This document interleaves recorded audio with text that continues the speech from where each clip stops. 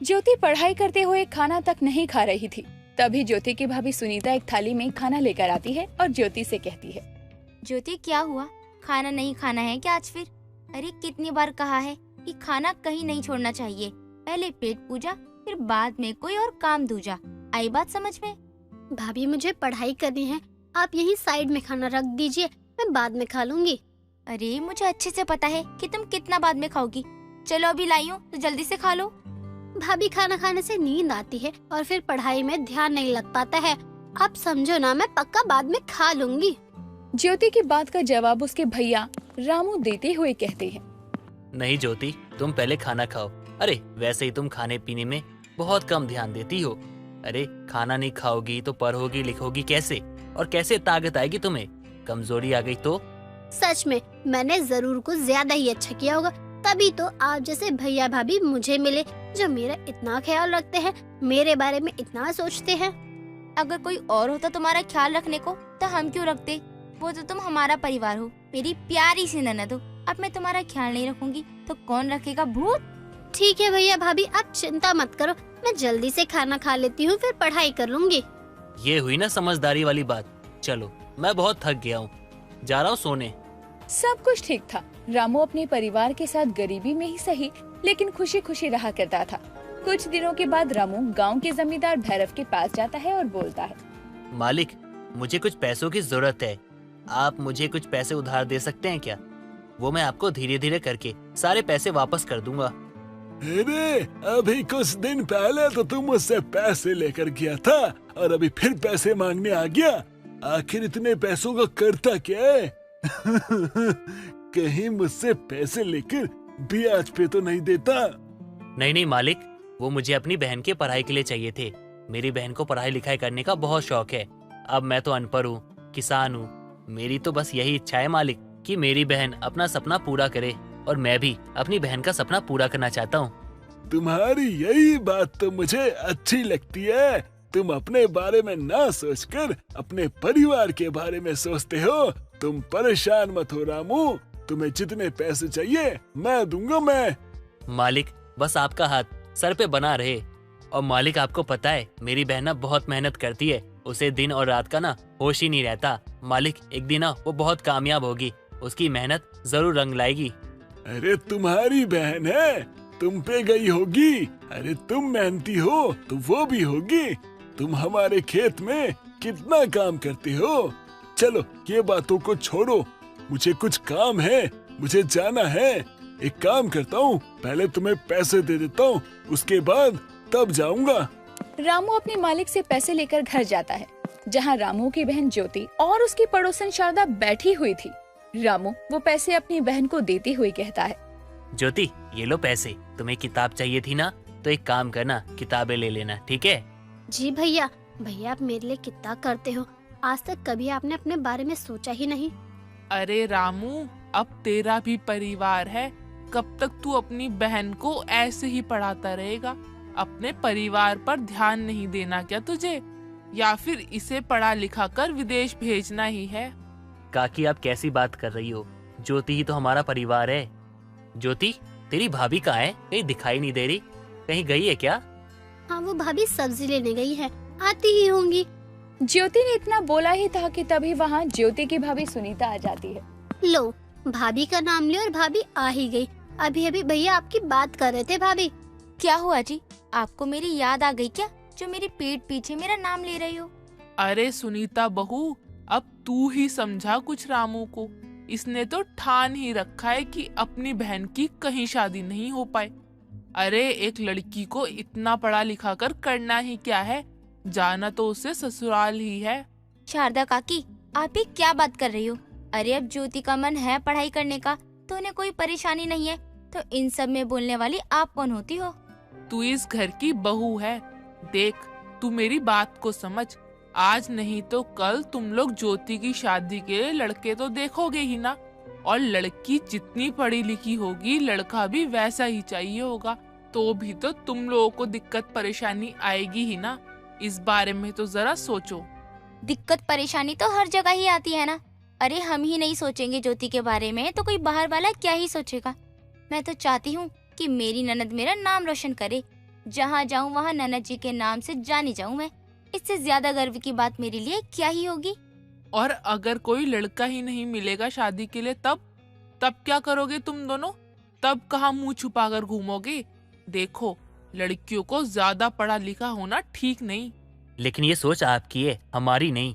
हम तो ये चाहते हैं कि हमारी बहन बहुत पढ़े लिखे और हमारे गांव का नाम रोशन करे। सब हमारी बहन को देखकर उसकी तारीफ करे। हम तो ये चाहते हैं। बिल्कुल सही कहा। मैं तो कहती हूँ कि हर लड़की को पढ़ना चाहिए। मुझे क्या? अरे अपनी नंद को तुम कुएं में फेंक दो या पढ़ा लिखा कर अफसर बनाओ मेरी बला से। मैं तो बस तुम लोगों का भला ही चाहती थी, बस इसलिए बोलने आ गई, वरना मुझे क्या लेना देना। शारदा इतना बोलकर वहाँ से चली जाती है। कुछ दिनों के बाद सुनीता के पास पैसे नहीं होते तो वो शारदा के घर आती है और बोलती है, शारदा काकी, वो कुछ पैसे उधार चाहिए। घर में पैसे नहीं है ना तो सामान लाना है। अरे अब क्या हुआ? तुम दोनों मियाँ बीवी तो सारे पैसे ज्योति की पढ़ाई पर लगाते हो ना, तब नहीं सोचते कि खुद के खाने के लाले पड़ जाएंगे। अरे ज्योति तो आज नहीं कल अपने ससुराल ही जाएगी। शारदा काकी, आपके पास बात करने के लिए कोई और बात नहीं होती है क्या? हर वक्त बस यही कहती रहती हो। अरे जब उन्हें परेशानी नहीं है तो आप क्यों चिंता करती हो? तुम दोनों अंधे हो? मुझे क्या, मैं तो बोल बोल कर थक चुकी हूँ, लेकिन तुम दोनों को समझ ही नहीं आती। शारदा काफी खरी खोटी सुनाती है और उसके बाद कुछ पैसे सुनीता को दे देती है। कई महीने निकल जाते हैं और अब ज्योति की भी काफी अच्छी नौकरी लग गई थी। कुछ दिनों के बाद रामू खेत में काम कर रहा था। तभी रामू के खेत में जमींदार आता है और वो रामू से कहता है, अरे रामू, अच्छा हुआ तू यही है, मुझे तुझसे बात करनी है। वो मैं अपने बेटे की शादी के लिए सोच रहा था तो ध्यान में आया कि तेरी बहन तो पढ़ी लिखी है, तो क्यों ना तेरी बहन से शादी करवा दी जाए, क्योंकि इस गांव के आसपास भी तेरी बहन जैसा कोई नहीं है। मालिक, आप अपने बेटे की शादी हमारी बहन से करवाना चाहते हो?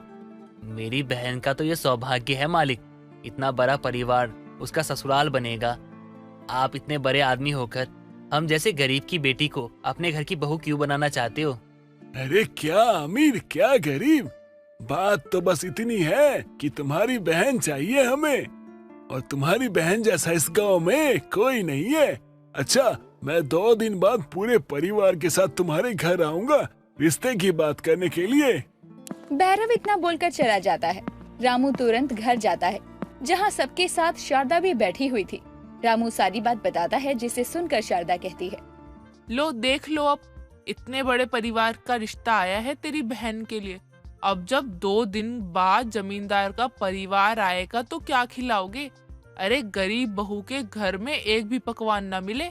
काकी, आप तो जब भी बोलती हो ना कुछ उल्टा ही बोलती हो।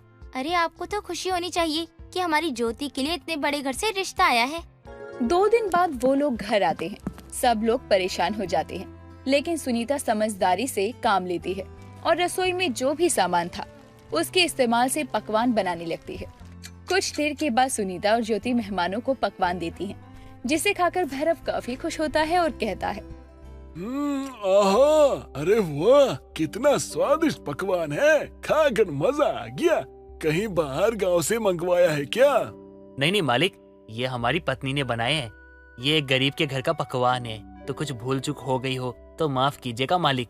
अरे ये कैसी बात कर रहे हो, सब कुछ बहुत अच्छा था। और अब समझ में आया कि तुम्हारी बहन की कामयाबी के पीछे तुम नहीं बल्कि तुम्हारी पत्नी है। मालिक, हम तो गरीब है, हम ज्यादा कुछ दे नहीं पाएंगे शादी में। लेकिन मुझे तो तुमसे सबसे कीमती चीज चाहिए। क्या मालिक? तुम्हारी बहन। रामू की बहन की शादी हो जाती है, जिसमें सुनीता ही सबके लिए पकवान भी बनाती है, जो कि सबको बहुत पसंद आते हैं। रोज सुबह के समय अंशिका हाथों में चाय की ट्रे लेकर पूरे घर में घूमते हुए अपनी सास सरिता को ढूंढ रही थी। तभी अचानक से उसका पति सूरज वहां आ जाता है और गलती से उससे टकरा जाता है और ट्रे की सारी चाय उसकी शर्ट पर गिर जाती है। तो वो गुस्से में कहता है, अंशिका, हद है यार, तुम्हारा ध्यान कहाँ रहता है? पूरी की पूरी शर्ट खराब कर दी अपनी चाय से। एक तो मैं वैसे ही लेट हो गया हूँ, बचा कुचा समय तुमने खराब कर दिया। सूरज जी, मैंने क्या किया है? आप बिना देखे ही तूफान मेल की तरह चलते आ रहे थे, जैसे ये घर नहीं कोई जॉगिंग ग्राउंड हो जहां आप भागते हुए चले आ रहे हैं। हटिए आगे से, पूरा फर्श खराब कर दिया। ओ हेलो मैडम, ये भी घर है, कोई होटल नहीं जो चाय की ट्रे हाथ में लिए पूरे घर में घूम रही हो। हे भगवान, मेरी वाइफ को थोड़ी अकल दो ताकि इसे सही गलत का फर्क समझ में आए। आप कहना क्या चाहते हैं? मैं पागल हूँ? मेरे अंदर दिमाग नहीं है? कहने की जरूरत नहीं है, तुम सच में पागल हो। यहाँ अपनी चाय से मेरी ऑफिस की शर्ट खराब कर दी, वो नहीं दिखाई दे रहा, फर्श खराब हो गई वो दिखाई दे रहा है। वाह क्या बात है, ऐसी ही वाइफ मिलनी चाहिए सभी को। वैसे तुम ये वेटर की तरह घर को होटल बनाकर चाय की ट्रे हाथों में लिए पूरे घर में क्यों घूम रही थी? वो मैं माँ जी को ढूंढ रही थी चाय देने के लिए, लेकिन वो मुझे कहीं दिख ही नहीं रही है। पता नहीं कहाँ गायब हो गई है, पूरे घर में देख लिया। वो तुम्हें अभी दिखाई भी नहीं देंगी क्योंकि वो भी घर में नहीं होंगी, अपनी सोसाइटी की औरतों के साथ सोसाइटी के पार्क में बैडमिंटन खेल रही होंगी। बैडमिंटन, वो भी इस उम्र में? माँ जी, आपको अपनी हड्डियों से प्यार नहीं है क्या, जो भजन करने की उम्र में जवान लड़कियों की तरह बैडमिंटन खेल रही हैं? देखना, ये बात कहीं माँ के सामने मत बोल देना, वरना माँ तुम्हें सीधा घर के बाहर का रास्ता दिखा देंगी। और तुम्हें पता नहीं है, लेकिन माँ को बहुत अच्छा बैडमिंटन खेलना आता है, वो हमें भी हरा देती हैं। और अब अगर तुम्हारे सवाल पूरे हो गए हों तो मैं जाऊँ, अब ऑलरेडी मैं लेट हो चुका हूँ ऑफिस के लिए और नहीं होना चाहता। सूरज इतना कहकर वहाँ से चला जाता है और अंशिका भी अपने घर के कामों में लग जाती है। थोड़ी देर बाद उसकी सास हाथों में बैडमिंटन लिए पसीने से भीगी हुई घर आती है और सोफे पर अपना पैर पकड़कर बैठ जाती है। तभी अंशिका वहाँ आती है और अपनी सास को पैर पकड़े बैठे हुए देखकर कहती है, क्या हुआ माँ जी, आप पैर पकड़कर क्यों बैठी हुई हैं? बिना बताए आप चली गई थी और अब इतनी देर से वापस आई हैं। बहू, मैं तेरी सास हूँ या तू मेरी सास है जो मैं कहीं भी जाने से पहले तुझे बताऊं कि मैं कहाँ जा रही हूँ? और रही बात पैर पकड़ने की, तो मेरे घुटनों में बहुत दर्द हो रहा है, पैर नहीं उठ रहे मेरे। माँ जी, जब आप बुढ़ापे में जवानों वाले काम करेंगे तो पैरों में तो दर्द होगा ही ना।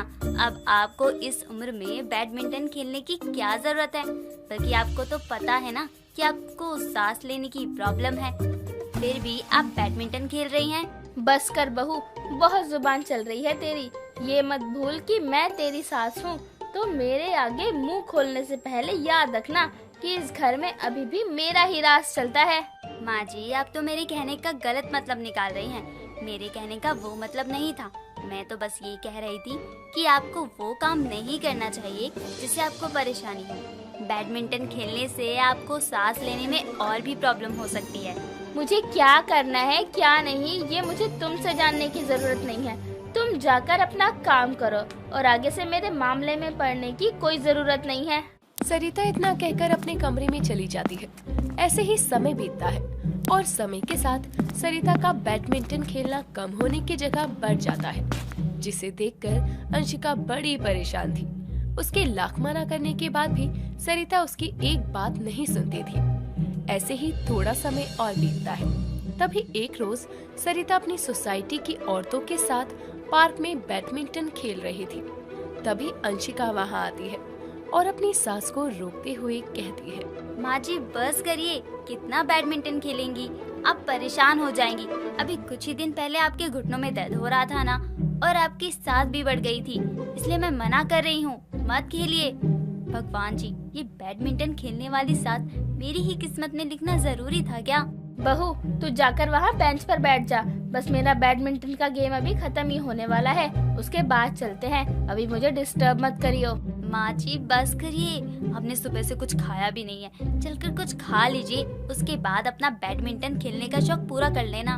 बोला ना बहू, जाकर बेंच पर बैठ, अभी कुछ नहीं। और तुझे ज्यादा भूख लगी है तो तू घर चली जा, मैं बाद में आकर खा लूंगी। अपनी सास की बात सुनकर अंशिका गुस्से में जाकर पार्क में बड़े बेंच पर बैठ जाती है और अपनी सास का बैडमिंटन मैच देखने लगती है। तभी अचानक भागते हुए सरिता का पैर फिसल जाता है और वो चिल्लाते हुए जमीन पर गिर जाती है, जिसे देखकर वहाँ खड़ी और औरतें उस पर जोर जोर से हंसने लगती है। तभी उनमें से एक औरत हंसते हुए कहती है, सरिता सिर्फ बैडमिंटन लेकर घूमने और उसको खेलने का शौक रखने से बैडमिंटन नहीं खेला जाता है। उसके लिए ताकत और जान की भी जरूरत होती है, जो कि अब तुझ में नहीं है। उम्र हो गई है तेरी, सही कह रही है तेरी बहू एकदम। आंटी जी, वैसे उम्र आपकी भी कुछ कम नहीं है, मेरी सास से, और खेल चाहे जो भी हो, उसमें गिरना संभलना तो लगा ही रहता है। उम्र के हिसाब से आपको भी भजन कीर्तन करना चाहिए, लेकिन आप तो यहाँ खड़ी होकर मेरी सास पर कमेंट पास कर रही हैं, या तो लोगों की चुगलियाँ करती रहती हैं, और काम ही क्या है आपको। चलिए माँ जी। अंशिका इतना कहकर अपनी सास सरिता को लेकर घर चली जाती है और उसकी चोट पर मलहम लगाते हुए कहती है, देखो ना माँ जी, जिनके साथ आप रोज खेलती हैं, आज वही आपका मजाक उड़ा रही थी। आपको बैडमिंटन खेलने का शौक है, खेलिए, लेकिन आपकी सेहत और उम्र देखकर ऐसे बिना कुछ खाए पिए पूरे दिन बैडमिंटन खेलती रहेंगी तो तबीयत तो खराब ही हो जाएगी ना। अब आप कहीं नहीं जाएंगी, आराम करेंगी। मैं आपके लिए हल्दी वाला दूध लेकर आती हूँ। अंशिका इतना कहकर हल्दी वाला दूध लेने रसोई में जाती है। थोड़ी देर बाद वो एक ग्लास में दूध लेकर आती है और अपनी सास को देकर वहाँ से चली जाती है। ऐसे ही समय बीतता है, लेकिन अपनी बहू के इतना समझाने के बाद भी सरिता की आदतों में कोई सुधार नहीं था। ठीक होते ही वो फिर से बैडमिंटन खेलने के लिए पार्क में पहुंच जाती है। ये सब देखकर अंशिका को बहुत गुस्सा आता है। ऐसे ही थोड़ा समय और बीतता है और दिन रात बिना आराम किए बैडमिंटन खेलने की वजह से एक रोज अचानक से सरिता की सांस बहुत ज्यादा बढ़ जाती है और सभी औरतें जैसे तैसे करके उसे घर लेकर आती है। अपनी सास की बिगड़ी हुई हालत देखकर अंशिका डर जाती है और डॉक्टर को जल्दी से कॉल करके घर बुलाती है। थोड़ी देर बाद डॉक्टर घर आता है और सरिता का चेकअप करने के बाद कहता है, देखिए, घबराने वाली कोई बात नहीं है, ये ठीक है। बस ज्यादा मेहनत करने की वजह से इनकी सांस की प्रॉब्लम बढ़ गई थी। लगता है ये दवा भी नहीं ले रही थी, इस वजह से इनको प्रॉपर रेस्ट की जरूरत है। डॉक्टर, दवा तो ये तब खाएंगी ना जब घर पर रुकेगी। ये तो बच्चों की तरह पूरा दिन बैडमिंटन खेलने में लगी रहती हैं। इतना तो कोई बच्चा भी नहीं खेलता होगा। पता नहीं कैसे मुझे ये बैडमिंटन खेलने वाली सास मिल गई है। नहीं सरिता जी, इस तरह की लापरवाही इस उम्र में करना ठीक नहीं है। हर काम समय और उम्र को देखकर करना चाहिए। आगे से इन बातों का ध्यान रखिए। डॉक्टर इतना कहकर वहाँ से चला जाता है, जिसके बाद अंशिका अपनी सास को समझाते हुए कहती है, माँ जी, अब तो आपको मेरी बातों पर यकीन हो गया ना। अब तो डॉक्टर ने भी बोल दिया है। देखिए, अगर आपको बैडमिंटन खेलने का शौक है तो खेलिए, लेकिन अपनी सेहत का भी ख्याल रखना बहुत जरूरी है। बाकी आप मुझसे बड़ी हैं, ज्यादा समझदार हैं, मुझे आपको समझाने की जरूरत नहीं है। अपनी बहू और डॉक्टर की सारी बातें सुनने के बाद सरिता को अपनी गलती का एहसास होता है, जिसके बाद वो अपनी बहू से अपनी गलती की माफी मांगती है और दोबारा फिर कभी ऐसी लापरवाही ना करने और अपनी हद से ज्यादा बैडमिंटन खेलने वाली आदत को सुधारने की कोशिश का भी वादा करती है। कहते हैं बेटी का बाप बहुत खुशकिस्मत होता है, पर किशन लाल कुछ ज्यादा ही खुशकिस्मत था, क्योंकि वो एक नहीं बल्कि 5 बेटियों का पिता था, जिनकी परवरिश उसने अकेले ही की थी, क्योंकि उसकी पत्नी एक गंभीर बीमारी के चलते इस दुनिया से जा चुकी थी। उसकी 5 बेटियां अलग अलग मिजाज की थी। तो आइए मिलते हैं किशन लाल और उसकी 5 बेटियों से। अरे मेरी 5 राजकुमारियों, नाश्ते के लिए फटाफट हॉल में आ जाओ। गुड मॉर्निंग पापा, क्या बनाया है नाश्ते में? तेरे लिए बॉइल्ड सूप और सैलेड, और मन करे तो आलू का पराठा भी चख लियो। आलू का पराठा? वो तो मेरा नाश्ता होगा, मैं किसी के साथ नहीं बांटने वाली। इतना कहकर उसकी छोटी बेटी गरिमा फट से सारे आलू के पराठों की प्लेट अपने आगे सरका लेती है। तभी उसकी बाकी 3 बेटियां भी नाश्ते के लिए हॉल में आती हैं। तो उसकी तीसरी बेटी अनाया खाने में अंडे देखकर गुस्से से कहती है, पापा, ये उबले हुए अंडे मेरे सामने क्यों रखे हैं? आपको पता है ना, मुझे इसकी स्मेल बिल्कुल भी पसंद नहीं है। अरे, उबले हुए अंडे में से इतनी स्ट्रॉन्ग स्मेल आ रही है जो तुझसे बर्दाश्त नहीं हो रही। वैसे भी तेरे सामने रखे ही तो हैं, तुझे खाने नहीं है। दीदी, जो चीज मुझे पसंद नहीं मतलब नहीं पसंद, वो मुझे दिख भी जाती है तो गुस्सा आने लगता है बस मुझे। अरे अनन्या बेटी, शांत हो जा। 1000 दफा समझाया है कि इतना गुस्सा सेहत के लिए अच्छा नहीं है। चल नाश्ता कर आराम से। पापा, आप इतना अच्छा खाना बना कैसे लेते हो? मतलब ये पोहे ना एकदम परफेक्ट बना है, चटपटा और स्वादिष्ट। हाथों से मेरी बच्ची, तेरी पढ़ाई कैसी चल रही है ये बता। पापा, आप क्या खाने के टाइम पर पढ़ाई की बात लेकर बैठ गए? और आप खड़े क्यों हो? बैठकर हमारे साथ नाश्ता कीजिए ना। अपनी 5 बेटियों को खाते देख कर ही मेरा पेट भर जाता है बस।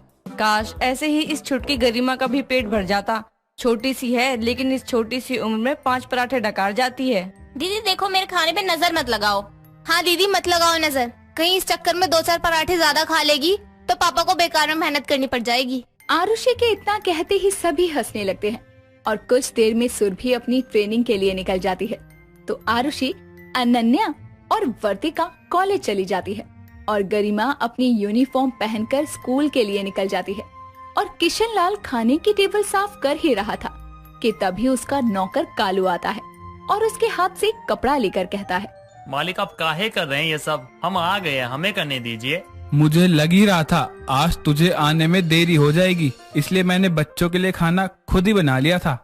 इसमें कौन सी बड़ी बात है मालिक, आप बेबी जी के लिए हमेशा खुद ही खाना बनाते हैं। जाइए आप नहा धो लीजिए, हम लंच तैयार कर देते हैं। किशन लाल ऑफिस जाने के लिए रेडी होने चला जाता है। किशन लाल एक बहुत बड़ी कंपनी में 35 सालों से मैनेजर के तौर पर काम करता था। अच्छी पोस्ट और बेहतर काम की वजह से उसकी कमाई भी अच्छी थी और सबसे बड़ी बात, कंपनी में सब लोग उसकी इज्जत करते। किशन लाल कंपनी में जितनी मेहनत से और जिम्मेदारी से काम करता, उतना जिम्मेदारी से वो अपनी 5 बेटियों की परवरिश भी करता। एक रोज शाम के समय गरिमा किशन लाल से कहती है, पापा सुनो ना। क्या हुआ, भूख लगी है क्या? क्या गरिमा, कुछ देर तो अपने मुंह और पेट को शांति दे दे। दीदी मुझे भूख नहीं लगी, पर मैं पापा से कुछ मंगाना चाहती हूँ। किस खुशी में? तेरा बर्थडे तो अगले महीने है, तो अभी से तुझे क्या चाहिए? आप सब मुझे बोलने दोगे तो मैं बोलूंगी ना। पहले ही अपने अंदाजों और सवालों की पोटली बोलना शुरू हो जाते हो आप। हाँ तो अब बोल भी ले। हाँ तो पापा मैं कह रही थी कि मुझे स्मार्टफोन चाहिए। क्यों? मतलब मैं 15 साल की होने वाली हूँ, मुझे छोड़कर मेरे सारे दोस्तों के पास फोन है, मुझे भी चाहिए फोन। चुप कर, मुझे मेरा पहला फोन कॉलेज में आने के बाद ही मिला था। अरे इसकी उम्र में तो मैंने बस पापा के हाथ में फोन देखा था। अरे शांत हो जाओ तुम लोग। गरिमा को फोन मिलेगा, लेकिन तब जब वो 10वीं में अच्छे नंबर लाएगी। फिर तो मिल गया फोन। पापा मना करना है तो सीधे मना कर दो ना, ये बहाने क्यों बना रहे हो? और वैसे भी मैं अभी थोड़ा ना फोन मांग रही हूँ आपसे, 1-2 महीने बाद आप दे देना। आजकल के जमाने में वैसे भी सारे काम फोन से ही होते हैं, आपको क्या पता। मैं अब बच्ची नहीं रही, मुझे भी फोन चाहिए। बस कर अभी, सुरभि दीदी यहाँ नहीं है, वरना तेरे कान मरोड़ कर तुझे अच्छा सा लेक्चर देती फोन मांगने पर। तभी सुरभि घर लौटती है और गुस्से में अपना बैग सोफे पर पटक कर अपने कमरे में चली जाती है। उसका मूड खराब देखकर किशन लाल कुछ देर में उसके लिए खाना लेकर कमरे में जा रहा था तो देखता है कि सुरभि कमरे में रो रही है। तभी वो उसके सर को सहलाते हुए कहता है, पापा को नहीं बताएगी कि किस लिए रो रही है तू? कुछ नहीं पापा, ऐसे ही कभी कभी लगता है कि माँ होती तो सही रहता, वो मुझे समझती, मैं अपने दिल की बात उनसे कह पाती। मैं भी यही सोचता हूँ, इसलिए कोशिश करता हूँ कि तुम लोगों को उसकी कमी कभी महसूस ना हो। तू मुझे नहीं बताना चाहती, कोई बात नहीं, लेकिन खाना खा ले बेटी। पापा आज मैंने इतनी मेहनत से फाइल तैयार की, उसे प्रेजेंट किया, लेकिन मेरी सीनियर ने मुझे कोई शाबाशी नहीं दी।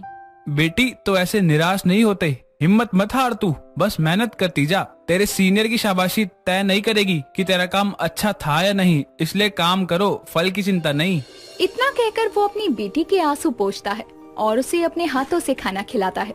समय बीतता है और गरिमा का जन्मदिन आता है, जिसे उसका पूरा परिवार मिलकर धूमधाम से मनाता है।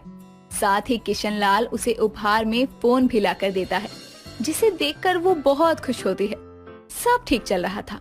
एक रोज कालू घर की सफाई कर रहा था, तभी वर्तिका अपना पेट पकड़े कमरे की ओर जा रही थी तो कालू कहता है, बेबी जी तबीयत खराब है का? नहीं ठीक हूँ मैं, आप अपना काम करो। तभी वो अपने कमरे में चली जाती है। कुछ देर में जब किशन लाल ऑफिस से लौटता है तो नौकर कालू उसे वर्तिका के जल्दी घर आने की बात बताता है। तो किशन लाल वर्तिका के कमरे में जाकर देखता है कि वो पेट पकड़े बेड पर बैठी है। तभी वो रसोई में उसके लिए गर्म पानी करके हॉट वाटर बैग तैयार करता है। साथ ही उसके लिए 1 कप कॉफी गरिमा के ट्यूशन से घर आने पर उसके हाथों वर्तिका के कमरे में भिजवाता है। ये लो दीदी, गरम कॉफी और हॉट वाटर बैग, इसे अपने पेट पर रख लो, कुछ आराम मिलेगा आपको। थैंक यू छुटकी, ये पीरियड्स के कारण ना पेट की बैंड बजी पड़ी है, इससे आराम मिलेगा। वैसे तुझे कैसे पता मेरे पेट में दर्द है? मुझे कहाँ पता था, वो तो पापा ने कहा कि आपकी तबीयत ठीक नहीं है और मैं आपको ये दे दूं। यानी पापा को पता है मेरी तबीयत ठीक नहीं है? सच में पापा हम पाचू का कितना ख्याल रखते हैं। हाँ दीदी, हमारे साथ माँ नहीं है, लेकिन वो हमें कभी महसूस ही नहीं होने देते। इस तरह किशन लाल अपनी बेटियों का ख्याल रखता। एक रोज संडे के दिन सभी हॉल में बैठकर टीवी देख रहे थे। तभी उसकी पड़ोसन अपने बेटे को लिए गुस्से में वहाँ आती है और उसके बेटे के गाल पर थप्पड़ के निशान होते हैं। अरे बहन जी, आप, क्या बात है? बात ऐसी है भाई साहब, आपकी लड़की बहुत ज्यादा ही तेज होती जा रही है। उसने मेरे लड़के पर हाथ उठाया है। देखिए देखिए कैसा चेहरा लाल हुआ पड़ा है मेरे लल्ला का। अरे तो आपके लल्ला के काम ही चाटे खाने वाले हैं। देख रहे हैं कैसे बदतमीजी से पटर पटर कर रही हैं। कुछ संस्कार सिखाइए। मैं भी क्या बोल रही हूँ, बाप से भी कहीं बेटियाँ संभली हैं। माँ होती तो थोड़ी अकल देती इनको। ऐसा है आंटी, ज्यादा तो बोलिए मत, क्योंकि गरिमा ने बताया है कि क्यों उसने आपके लड़के की गाल लाल किए हैं। रास्ते में आपके लड़के ने गरिमा की फ्रेंड की ड्रेस पर जानबूझकर इंक डालकर उसे परेशान किया है। तो अब आप बताइए कि अपने बेटे को यही संस्कार दिए हैं कि वो लोगों को परेशान करे?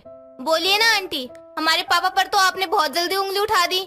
पहले अपनी परवरिश तो देखिए। पड़ोसन की बोलती बंद हो जाती है और वो अपने बेटे को कान पकड़कर घर ले जाती है।